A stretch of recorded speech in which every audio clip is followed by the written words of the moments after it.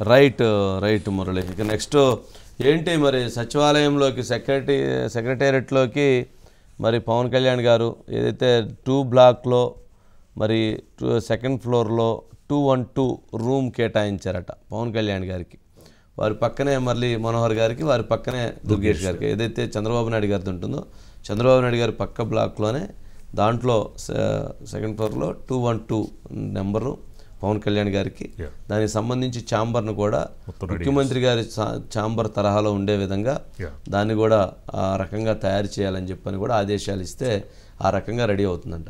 అయితే అనుకోకుండా ఆశ్చర్యకరంగా 212 అనే రూమ్ రావటం కూడా అది కొంచెం ఆశ్చర్యకరమైనటువంటి అంశం. 212 అంటే 21 అసెంబ్లీ స్థానాలకు 21 అసెంబ్లీ స్థానాలు, 2 పార్లమెంటు స్థానాలకి 2 పార్లమెంటు స్థానాలు 212 అని వెరైటీగా వచ్చింది. అంటే యాదృచ్ఛికంగా వచ్చినా కానీ కరెక్ట్గా మ్యాచ్ అయింది.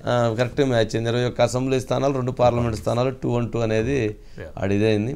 ప్రస్తుతం ఇప్పుడు పవన్ కళ్యాణ్ గారు సమర్థవంతమైనటువంటి అధికారుల కోసం ఎవరెవరైతే బాగుంటుంది, ఎవరు ఓఎస్డీలుగా ఉంటే బాగుంటుంది, ఎవరు పిఎస్లుగా ఉంటే బాగుంటుంది, వాళ్ళకున్న స్ట్రెంగ్త్ ఏంటి, వాళ్ళకు చేసినటువంటి అనుభవం ఏంటి, పంచాయతీరాజులో వాళ్ళకున్న అనుభవం ఏంటి, రూరల్ డెవలప్మెంట్ మీద ఉన్నటువంటి ఏంది, వాటర్ వర్క్స్ మీద ఉన్నటువంటి అనుభవం ఏంది, అటవీ ఫారెస్ట్ మీద ఉన్నటువంటి అనుభవం ఏంది, ఇట్లా వీటన్నిటి మీద ఆయన ఇప్పుడు కసరత్తు చేస్తూ ఉన్నారు.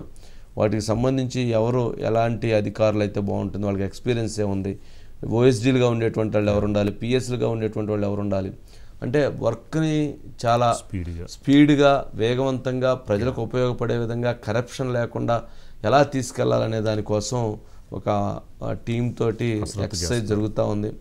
నిన్న ఈరోజు కూడా దానికి సంబంధించినటువంటి ప్రణాళికనే రూపొందించారు. 19వ తారీఖు ఛార్జీ తీసుకున్నారు. అదే బ్లాక్లో సెకండ్లోనే నాదెండ్ల మనోహర్ గారిది, తర్వాత దుర్గేష్ గారిది కూడా ఛాంబర్స్, మినిస్టర్స్ ఛాంబర్స్ ఇచ్చేస్తున్నారు. అక్కడ వాళ్ళకి కూడా అంటే ఆ డిపార్ట్మెంట్ వైజ్గా మొత్తం ఒక టీమ్గా వర్క్ చేయడానికి, స్పీడ్గా వర్క్ చేయడానికి ఒక ప్రణాళికాబద్ధమైనటువంటి ఒక ఆలోచనతో ముందుకు వెళ్ళే విధంగా రెడీ చేశారని చెప్తున్నారు. మురళి, ఏంటి ఆ అంశానికి సంబంధించి ఉన్నటువంటి అప్డేట్ ఏంటి? మొత్తానికి 212 బరే వెరైటీగా వచ్చిందే. అవును సార్, అది కొంచెం నిజంగా యాదృచ్ఛికంగా వచ్చినప్పటికీ కూడా వాళ్ళు గెలిచినటువంటి స్థానాలను ప్రతిబింబించే విధంగా ఉంది సార్.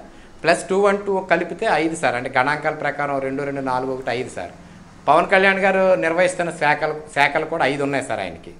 సరే, మొత్తం మీద అది గణాంకాలు చెప్పుకుంటా బాగుంది. అయితే ముఖ్యమంత్రి చంద్రబాబు నాయుడు గారు కూడా పవన్ కళ్యాణ్ గారికి ఏ మేరకు ప్రాధాన్యత ఇస్తున్నారని చూస్తే కనుక సీఎంఓ అండి, బ్లాక్ 1లో సీఎంఓ ఉంటుంది. అక్కడ ఇంకెవరు ఉండరు, పూర్తిగా ముఖ్యమంత్రి గారికి సంబంధించిన అధికారులు ఉండరు. దాని పక్కన ఉన్నటువంటి బ్లాక్ 2లో 5 ఫ్లోర్, సెకండ్ ఫ్లోర్లో పవన్ కళ్యాణ్ గారికి 212 ఇచ్చారు సార్. ఇక్కడ డిప్యూటీ సీఎం ఛాంబర్ స్పెషల్గా తయారు చేయడంతో పాటుగా 2 వార్ రూములు, అదేవిధంగా ఒక మీటింగ్ హాల్తో పాటుగా వాళ్ళ ఆఫీసర్స్ కావాల్సిన రూమ్స్, మొత్తం మీద 6 నుంచి 7 రూమ్స్ ఆయన ప్రత్యేకంగా తయారు చేయమని ఆదేశాలు ఇవ్వడం జరిగింది. దాని అన్నీ కూడా వార్ ఫుటేజ్ మీద అన్నీ కూడా రెడీ అవుతున్నాయి సార్. అయితే ఆయన రూమ్ పక్కన ఇంకొక 2 ఛాంబర్స్ ఉన్నాయి సార్, మినిస్టర్స్ ఛాంబర్స్. అయితే అవి కూడా జనసేన పార్టీ వాళ్ళు ఉన్నటువంటి మంత్రులకు ఇస్తే బాగుంటుందని ఒక అభిప్రాయం. మరి పార్టీ నుంచి వెళ్ళిందో లేదా బాబు గారు ఆలోచించారో తెలియదు, కానీ పక్కనే పిఎస్ చైర్మన్గా ప్రస్తుతం ఎవరైతే ఆహార పౌర సరఫరాల శాఖ మంత్రిగా ఉన్నటువంటి నాదెండ్ల మనోహర్ గారికి, ఆ పక్కనే కందులు దుర్గేష్, టూరిజం శాఖ మంత్రి కందులు దుర్గేష్ గారు కూడా ఇవ్వటం జరిగింది. అయితే ఈ ఛాంబర్స్లో గతంలో ప్రస్తుతం ఎవరైతే పవన్ కళ్యాణ్ ఇస్తున్నటువంటి ఛాంబర్ ఉందో ఆ ఛాంబర్లో గతంలో ఆర్థిక మంత్రి బుగ్గన రాజేంద్రనాథ్ రెడ్డి గారు బాధ్యతలు నిర్వర్తించారండి. ఎవరైతే మనోహర్ గారు ప్రస్తుతం ఇచ్చినటువంటి ఛాంబర్ ఏదైతే ఉందో గతంలో వ్యవసాయ శాఖ మంత్రి కాకాని గోవర్ధన్ రెడ్డి బాధ్యతలు నిర్వర్తించారు. ఏపీ టూరిజంకి సంబంధించి అదే ఛాంబర్ అండి. అదే ఛాంబర్ ఇప్పుడు సేమ్టీగా అతనికి కందులు దుర్గేష్కి రావడం జరిగింది సార్. అయితే ఈ ఛాంబర్స్ అన్నీ ఎప్పుడు ఉన్నప్పటికీ కూడా ముఖ్యమంత్రి గారు డిప్యూటీ సీఎంకి ఇచ్చే ఛాంబర్ మాత్రం ప్రత్యేకంగా తయారు చేయాలని చెప్పి ఆయన ఒకసారి ఆదేశాలు ఇవ్వడం జరిగింది. ఎందుకంటే డిప్యూటీ సీఎం ఆయన కొంత ఎక్కువ మంది ఫ్లోటింగ్ ఉంటుంది, ఆయనకున్నటువంటి ఇమేజ్ని దృష్టిలో పెట్టుకునో లేదా పవన్ కళ్యాణ్ గారు ప్రాధాన్యత దృష్టిలో పెట్టిన ఒక మీటింగ్ హాల్ ఒకటి సెపరేట్గా పెట్టారండి. అంటే ఏ మంత్రులకి అంత పెద్ద ఛాంబర్స్ ఉండవండి. అలాగే 2 రూమ్స్ సెపరేట్ రూమ్స్ అంటే కాన్ఫిడెన్షియల్గా మాట్లాడుకుంటే ఎవరైనా వీవీపీలు వచ్చినప్పుడు 2 రూమ్స్ సెపరేట్గా ఇమ్మని చెప్పారు. దీంతో పాటుగా అధికారులకు సంబంధించినటువంటి రూమ్స్ అన్ని కూడా సెపరేట్గా ఇమ్మన్నారు. పవన్ కళ్యాణ్కి పెద్ద ఛాంబర్ ఒకటి తయారవుతుంది సార్. అంటే ఇదంతా కూడా సెపరేట్గా గవర్నమెంట్ డైరెక్షన్స్ ఇచ్చి చేపిస్తుందండి. సో ఈ నెల 19వ తేదీన పవన్ కళ్యాణ్ గారు వెలగపూడి సచివాలయంలో బ్లాక్ 2లో 5 ఫ్లోర్లో ఉన్నటువంటి 212 ఛాంబర్లో ఆయన అధికారికంగా బాధ్యతలు తీసుకోబోతున్నారు సార్. డిప్యూటీ సీఎం హోదాతో పాటుగా 5 ప్రభుత్వ శాఖలకు సంబంధించినటువంటి బాధ్యతలు కూడా అదే రోజు స్వీకరించబోతున్నారు. అంటే ఆ రోజు యాక్చువల్గా అసెంబ్లీ ఉండవలసి ఉన్నప్పటికీ కూడా అసెంబ్లీ సమావేశాలు వాయిదా పడటం వల్ల కొంత అధికారికంగా బాధ్యతలు అయితే తీసుకొని ఉన్నారు సార్. ఇది కాకుండా మళ్ళా పవన్ కళ్యాణ్ గారికి డిప్యూటీ సీఎంగా ఒక క్యాంప్ ఆఫీస్ని కూడా ఏర్పాటు చేయబోతున్నారు సార్. అది కూడా త్వరలోనే అధికారిక ప్రకటన వచ్చే అవకాశాలు ఉన్నాయి సార్. Right Murali, right.